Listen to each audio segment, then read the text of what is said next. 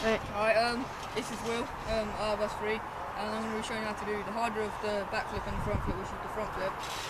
It's not as hard to get the fear over because, as you can tell, you're going forward, so you can see what's going to happen. So basically, start off, just get air, so just launch yourself into the front like that. And if you're scared to do a front flip, just practice doing this. Trying to land on your butt or your ass or whatever you want to call it. And then when you've done that, get a height. When you've got enough height, on the last two bounces, put your hands up behind your ears, and then when you go to do your flip, just push off. So, don't forget to put your legs in as well, so it's like this.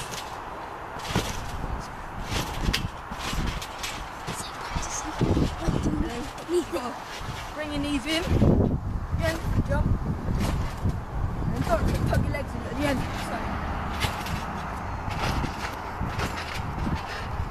So professional games he's going to do it. And then that's just front flip.